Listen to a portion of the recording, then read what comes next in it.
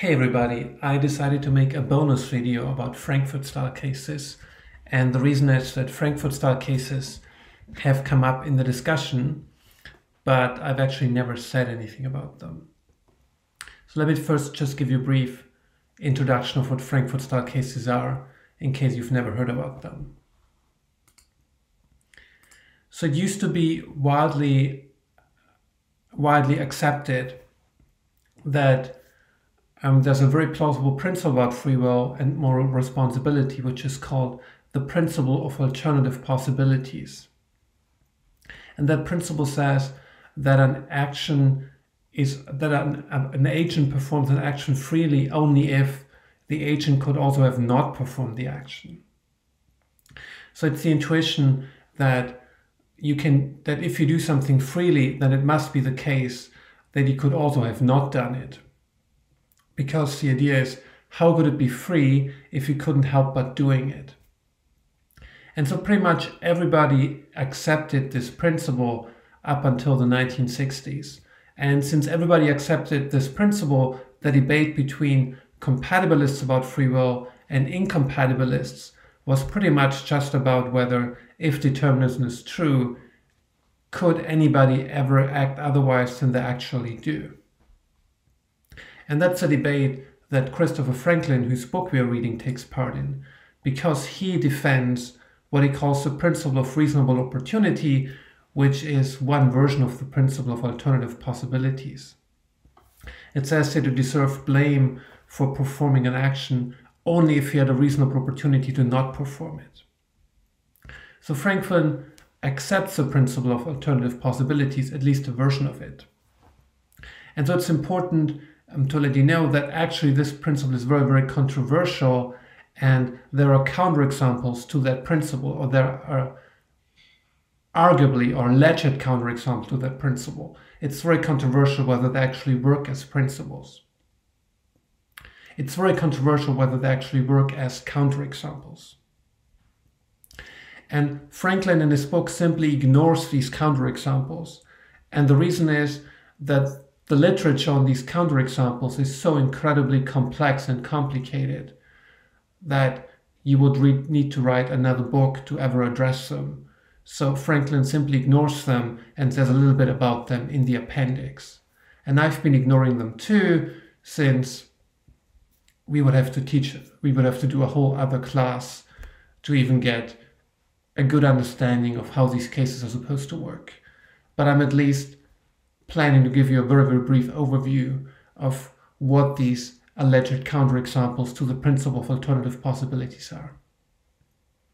And if these counterexamples were to be successful, then they would show that you can have free will, or that you can act freely even if you couldn't do otherwise. And so that would open up a whole new avenue for compatibilists, because then you could say that agents in a deterministic universe can have free will, even though they could never do otherwise. Okay, how do Frankfurt-style cases work? Well, they're supposed to be cases that fulfill two conditions. First, the agent is supposed to be morally responsible for an outcome. But second, the agent could not have done otherwise. And here's a classic example. So suppose you have an agent Jones, his or her name is Jones, and suppose and she really wants to kill another person. Let's call that person victim. And suppose she wants to kill the person, she makes a plan to kill that person, and she carries out her plan, and she successfully kills victim. And she did that because she wanted to, and based on her own beliefs and desires. But now here's the twist. Suppose that unbeknownst to Jones, a neuroscientist, an evil neuroscientist, implanted a chip in her head that allowed the neuroscientist to control Jones's actions. And as it happened, the neuroscientists also really, really wanted victim to be dead.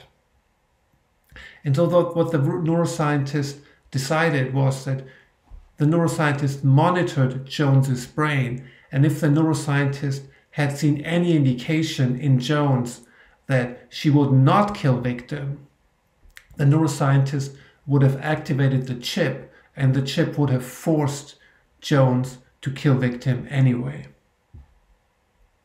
But it's crucial for the example that as things actually play out, the neuroscientist is not doing anything. Since Jones wants to kill victim anyway, and she carries out her plan and kills victim, the neuroscientist never does anything. The neuroscientist just stands by and watches. However, if Jones had tried to not kill victim, the neuroscientist would have activated the chip and made it such that Jones kills victim anyway. So it now seems that we have a case where Jones performs an action, killing victim, and she could not have done otherwise. So condition 2 is clearly true. Or at least it seems condition 2 is true. She couldn't have done otherwise, because if she had tried to do otherwise, the neuroscientist would have intervened and forced her to kill victim anyway.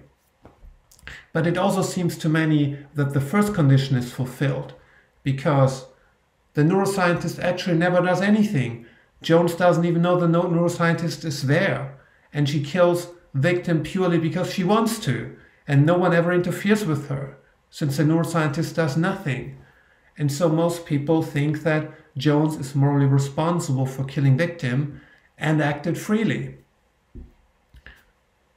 Okay, I hope I said enough about the case. So we do have a case where these two conditions seem to be met, and so PAP, the principle of alternative possibilities, then must be false, because we have a case where an agent is morally responsible for an outcome, but she couldn't have done otherwise. And that case was proposed in the 1960s by the philosophers Harry Frankfurt. And then over the next 60 years, people have debated about whether these types of cases really show what they're intended to show. And the first important classes of objections to Frankfurt-style cases is what has been come to known as the W defense, because the first person who proposed it was a philosopher called Weiderker. And the W defense says that Jones actually isn't morally responsible for the outcome. Jones isn't morally responsible for killing victim. And the rhetorical move that response makes to make you question one is just to ask you, if Jones if you want to hold Jones morally responsible for killing victim, then what should he have done instead? If you think he did wrong in killing victim, he's to blame for killing victim, then what would you have wanted him to do? And that question is supposed to embarrass you, because now you can't really say anything, because he couldn't have done anything else. Because if 2 is true, then if you believe 2, you can't give an answer to that question, because if 2 is true, he couldn't have done anything else. And so Weiderker says, or the W defense says, but then he can't be morally responsible because he had no alternative.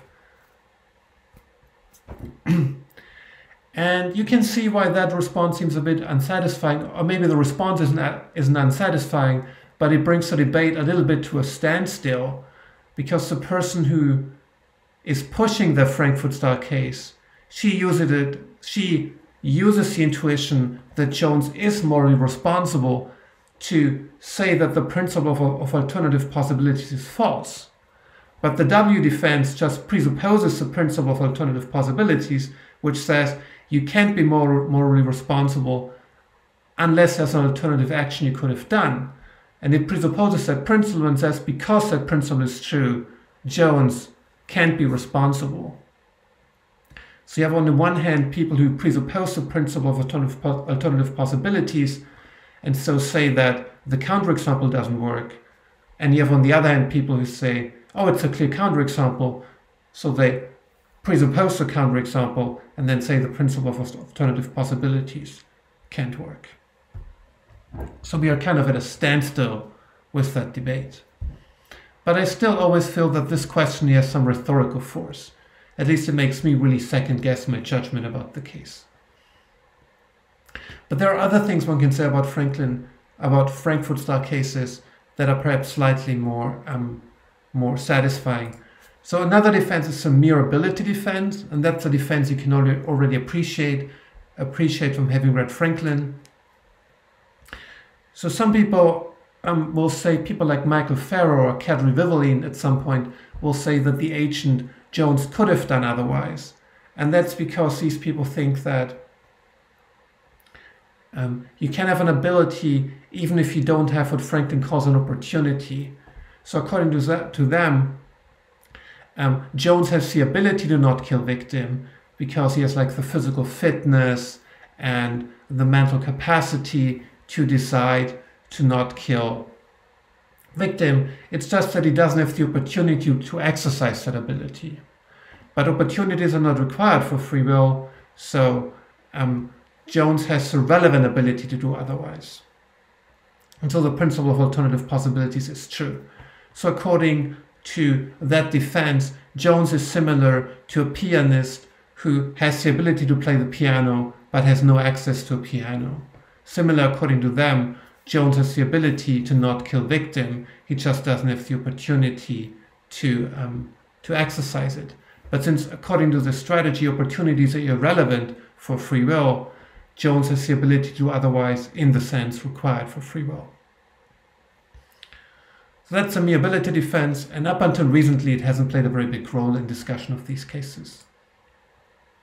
A response that has played a very big role is what's called flicker of freedom.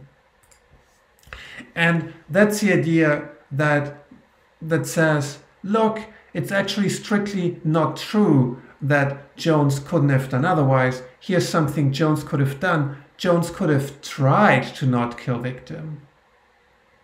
So, in fact, Jones has her mind set on killing victim, never tries to not kill him, and just goes through with her plans.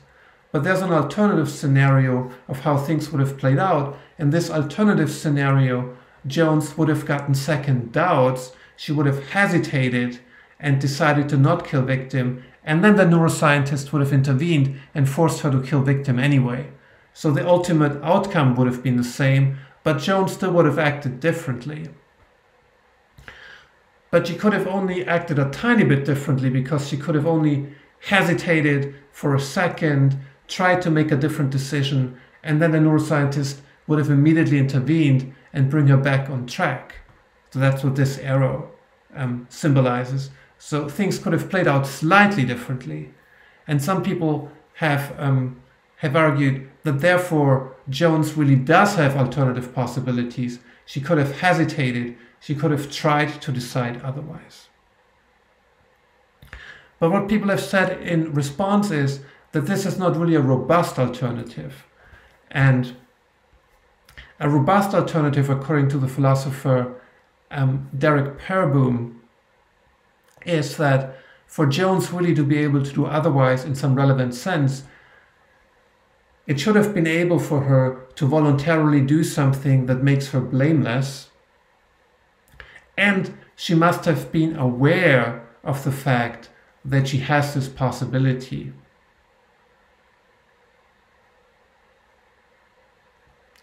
So she must have understood that she had the option of doing something else, and that doing that something else would make her blameless. But the idea is that this robustness of the alternative possibility is not really satisfied in this case, because we can make the alternative Jones has really, really small. So suppose Jones monitors, suppose the neuroscientist monitors Jones's brain really closely, and the neuroscientist is extremely good at predicting behaviors.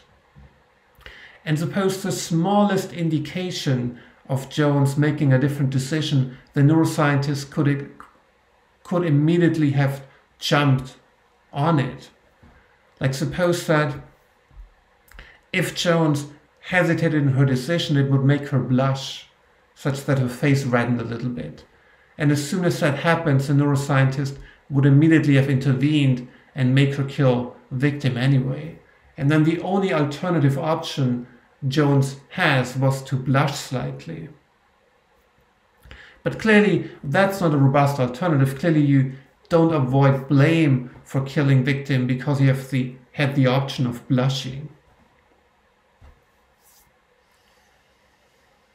And even if Jones had some alternative, if she's not aware that she has that alternative, she still wouldn't have been, according to Perbohm's principle, avoided blame by having this alternative.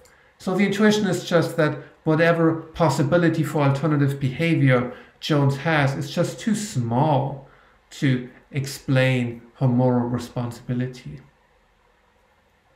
Because note that everybody who believes in the principle of alternative possibilities says that an agent is morally responsible in virtue of having been able to do otherwise. But if she can only act a tiny bit differently in a way that seems to have no moral significance, it's unclear that this could explain why she is to blame for killing victim.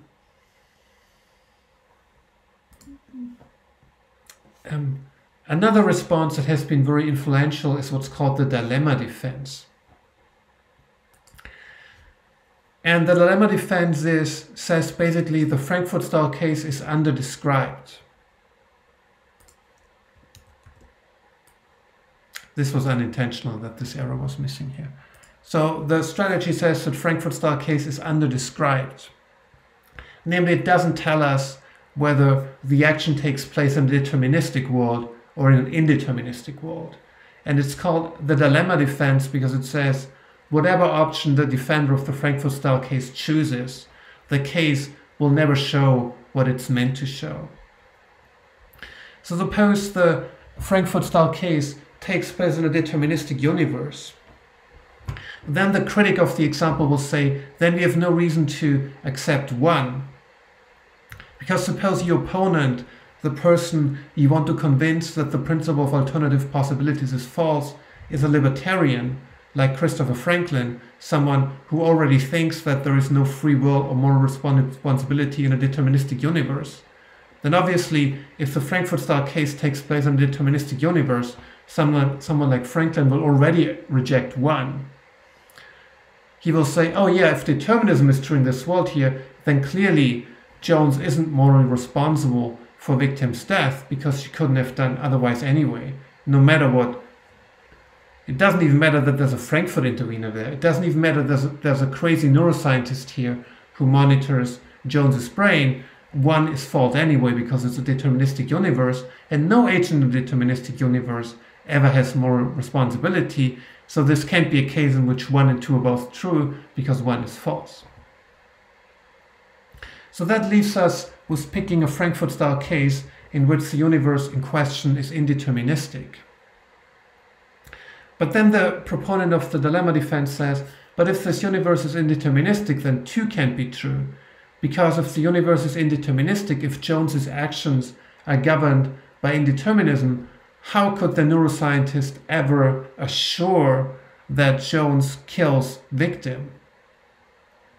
Because for the neuroscientist to know whether she has to intervene and force Jones to kill victim or just stand by and watch what actually happens, she has to be able to predict Jones's behavior. She has to be able to find some occurrence in Jones's brain that indicates that either she will go through with her action and kill Jones, or that she hesitates, in which the neuroscientist interacts.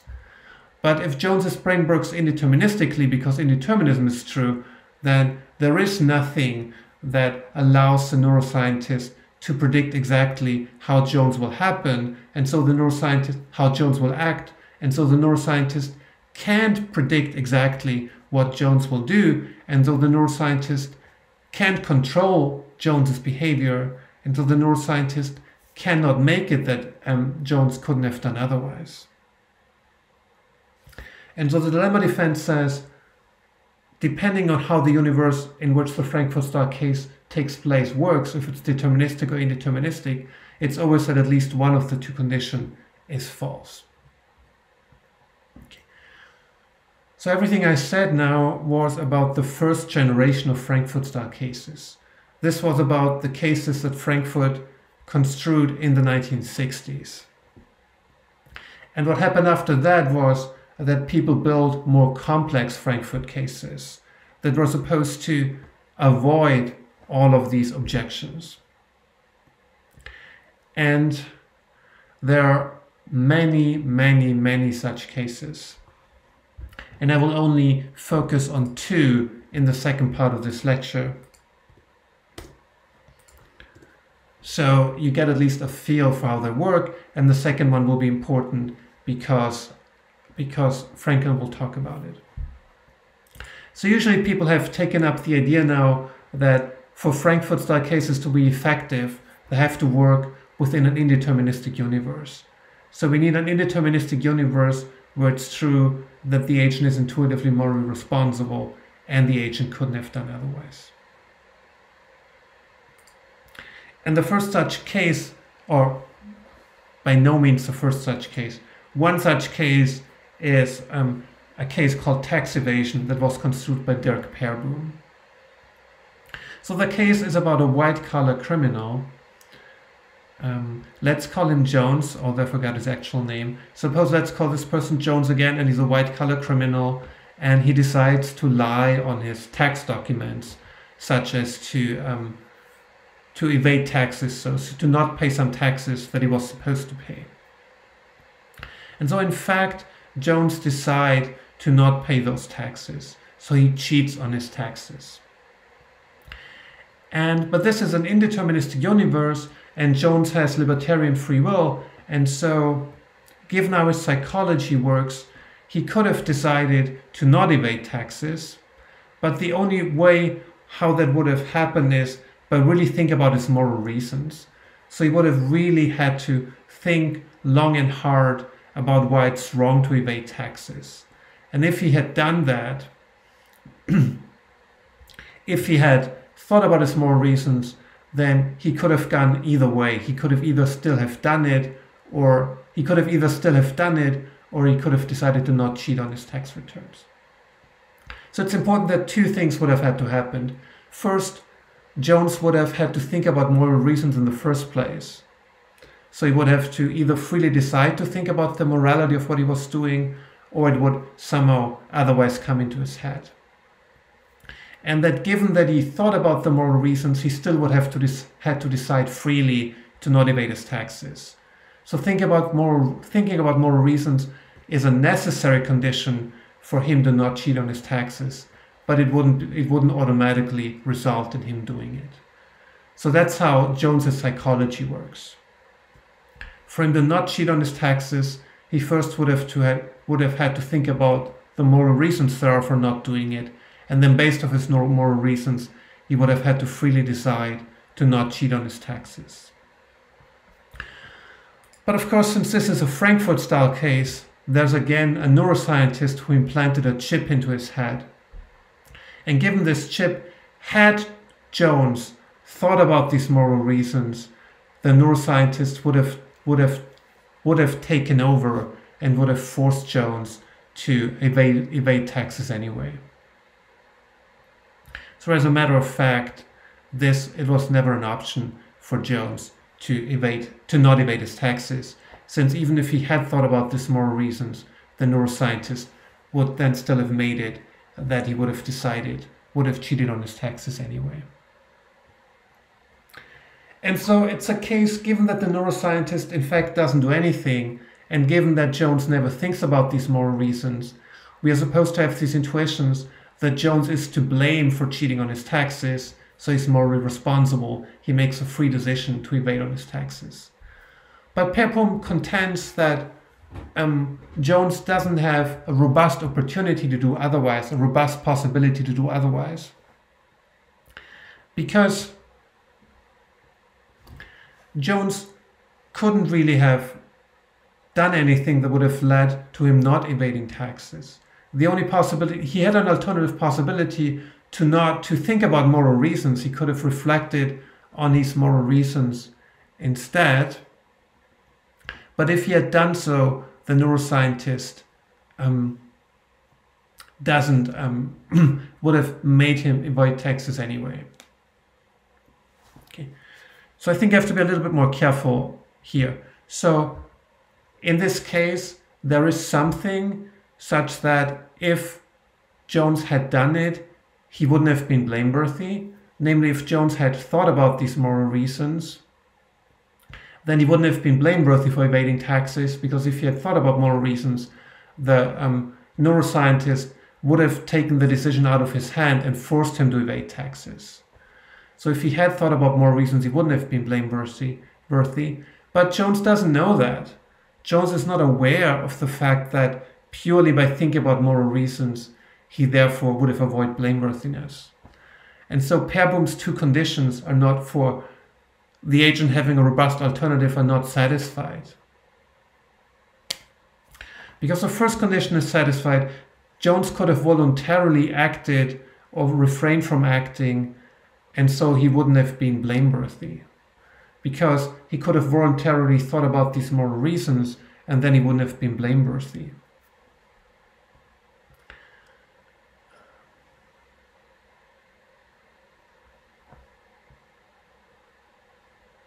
But this condition is not satisfied, because this says that for one such way of doing otherwise, so for him thinking about these moral reasons, Jones must be able to understand that if he does so, then that makes him blameless. But Jones doesn't know that thinking about moral reasons would make him blameless, because he doesn't know that there's a neuroscientist there who manipulates his brain and who would then force him to make a certain decision. Okay. And so this was Pairboom's tax evasion case, which is supposed to be a case where an agent is morally responsible for an outcome, even though he has no robust alternative. And there are two objections to this case. The one is that Jones is derivatively responsible. So as it actually happens, Jones never thinks about these moral reasons. And because he doesn't think about these moral reasons, he decides to cheat on his taxes freely.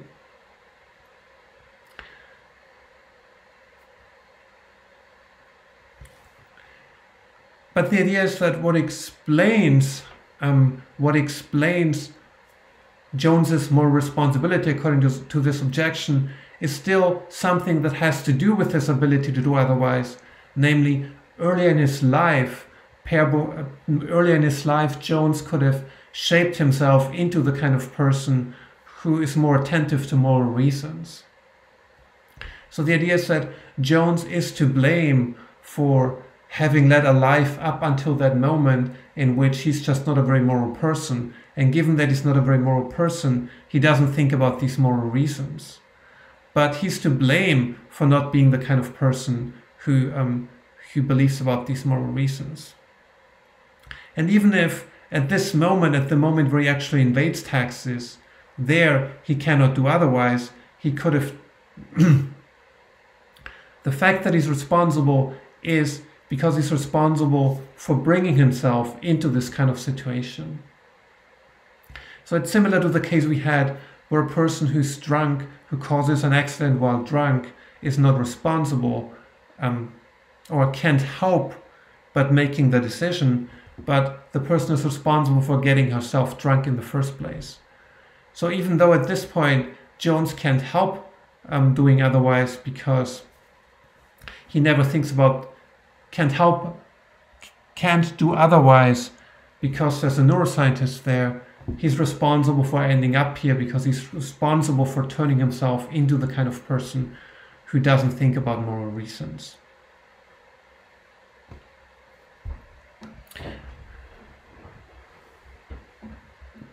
Let me move straight on to a second reply, which is the timing response.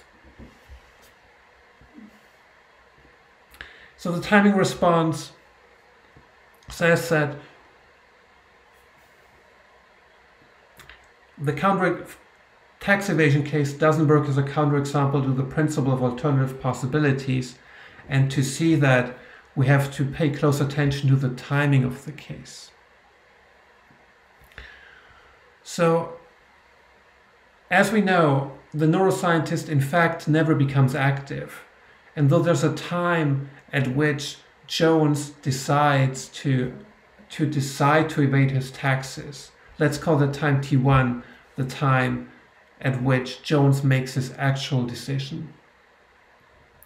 And so the neuroscientist wants to assure that Jones makes that decision. So suppose the neuroscientist has set some deadline, some time t2, such that if at this time t2 Jones still hasn't decided to evade his taxes, then the neuroscientist would intervene and force him to decide to evade his taxes.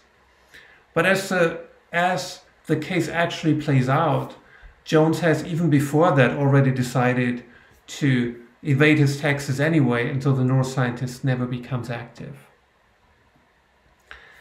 And so the timing defense simply says that Jones is responsible for deciding at T1 to evade his taxes.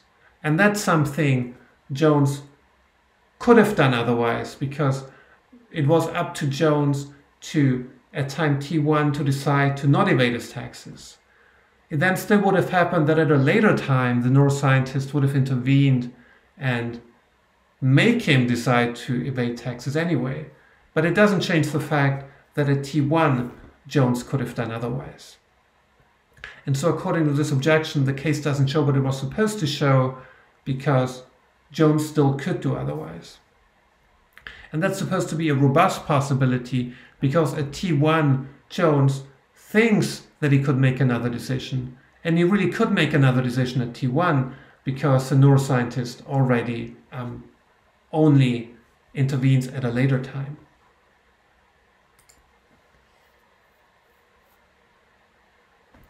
And that's what I wrote here. It's the timing defense. Jones is responsible for deciding to evade taxes at T1. He could have decided otherwise at T1, since the neuroscientist only would intervene at T2. And so there was this original tax evasion case, and then there came these possible criticisms, and then Perboom just made up a second case that's even slightly more complicated, that's supposed to avoid these two problems. And that case involves another white-collar criminal. And that case is somewhat important because it's a case that Franklin discusses in the appendix to his book, where he discusses Frankfurt-style cases, which I've uploaded in one of my announcements.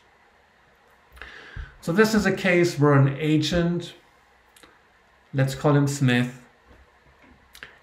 votes on whether there should be a tax cut for the rich. And Jones is himself a rich person. And so he can either vote yes to the tax cut, or he can vote no to the tax cut. And the twist that Perboom adds is there's a 2-minute deadline. So the agent only has 2 minutes to decide, and he's determined to decide within these 2 minutes.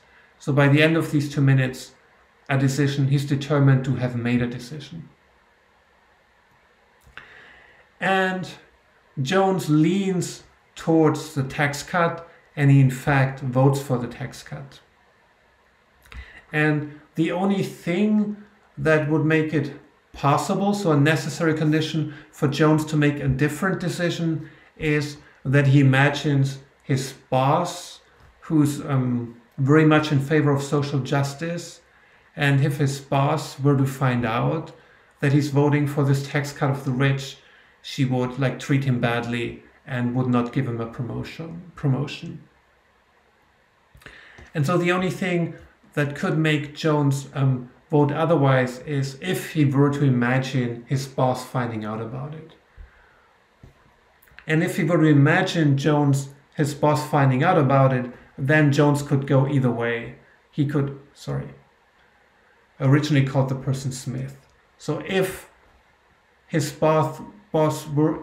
Smith were to imagine his boss finding out about it, then Smith could go either way. He could then still freely decide to still vote yes, but he could also freely decide no. But for him to be in a position to freely decide either way, he first would have to imagine that his boss finds out.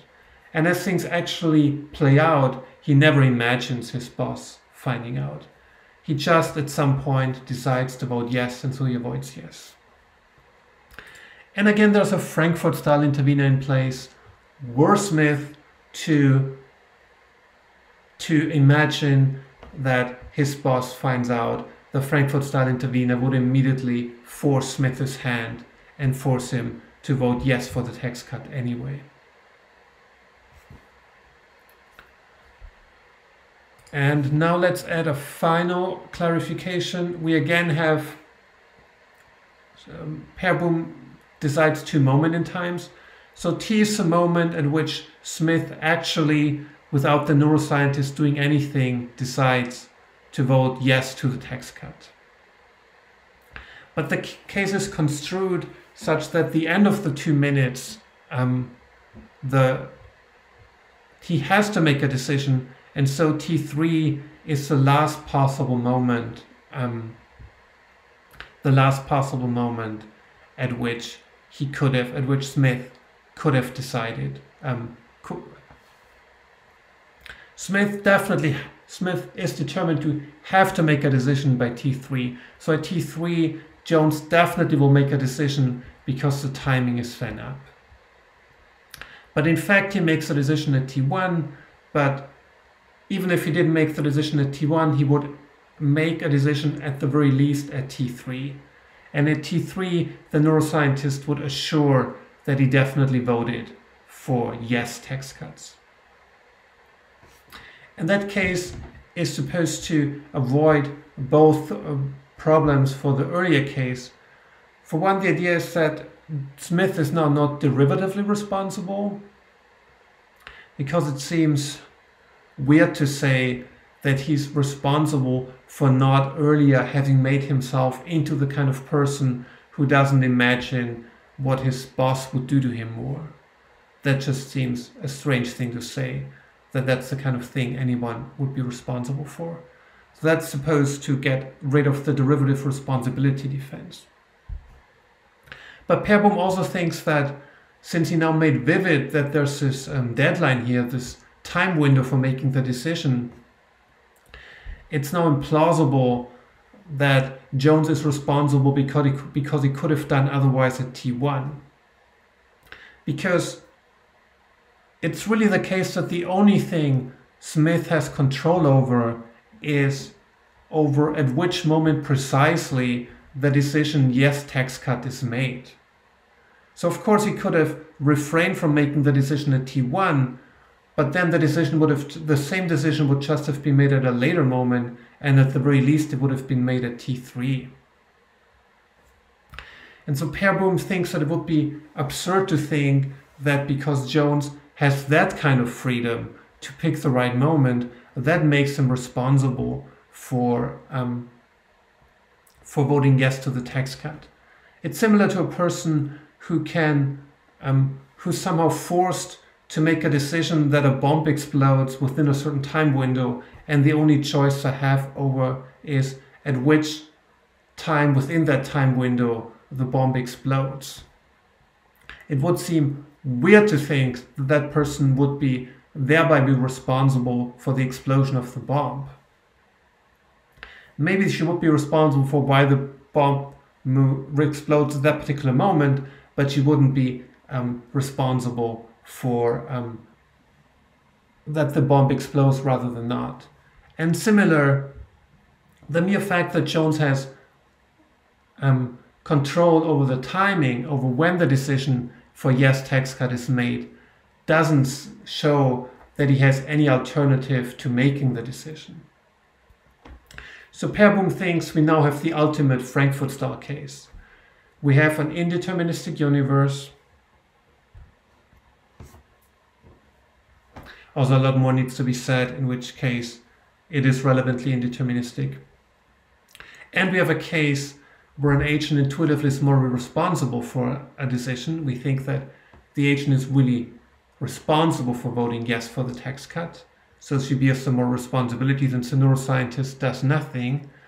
But she has no relevant alternative to her decision. She couldn't really have avoided the decision in any relevant sense. Okay. I know I've gone over all this very quickly. I'm sure it's very confusing. The best thing you could do is, if you're really interested in these cases and want to write about them in your paper, would be to also read the chapter from Derek Pairboom and Michael McKenna's Introduction to Free Will, which I will upload to Canvas. but it will at least give you some rough idea about the complexity of these cases. And the rough moral is, yes, a lot of people think that the ability to do otherwise is not required for free will, but it's really, really controversial whether that really is true. Okay, that is all. That was my very long lecture on Frankfurt Star cases. Talk to you soon.